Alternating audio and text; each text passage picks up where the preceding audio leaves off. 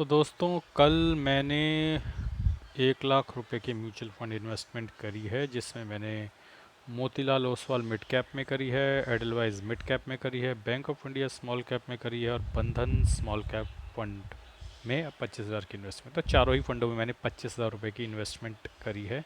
25 25 25 25, तो टोटल 1 लाख रुपए की इन्वेस्टमेंट करी है। तो बैंक ऑफ इंडिया में मैंने इन्वेस्टमेंट क्यों करी है, क्योंकि ये म्यूचुअल फंड पिछले 5 साल में बहुत अच्छा रिटर्न दे रहा है। ये नंबर 2 पे है आफ्टर कॉन्ट।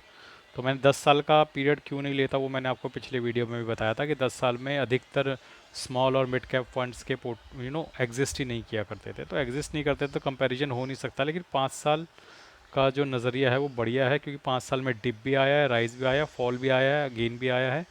तो बैंक ऑफ इंडिया 5 साल के अगर आप फिल्टर लगाओगे तो उसमें नंबर 2 पर आता है आफ्टर कॉन्ट। तो इसलिए मैंने बैंक ऑफ इंडिया एक अलग फंड था जो मेरे पोर्टफोलियो में नहीं था स्मॉल कैप का, इसको मैंने ऐड किया है। बंधन, हालांकि बंधन स्मॉल कैप फंड को 5 साल भी नहीं है, लेकिन ये 3 साल के रेशियो में देखा जाए तो बहुत अच्छा रिटर्न दे रहा है स्मॉल कैप में। तो आई थिंक टॉप 1 और 2 में आ रहा है ये, अगर 3 साल में देखा जाए तो। बंधन स्मॉल कैप पे भी मैंने कल 25,000 रुपये डाले हैं।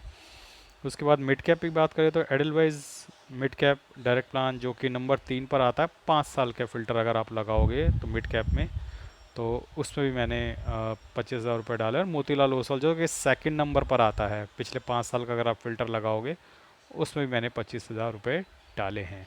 ओवरऑल जो मेरा पोर्टफोलियो है वो अब कुछ ऐसा दिख रहा है। लगभग 6% का रिटर्न है। जैसे जैसे मैं अपना ज़्यादा पैसा डालता जाता हूँ तो रिटर्न कम होता जाता है, क्योंकि वो तो कंबाइंड दिखाएगा।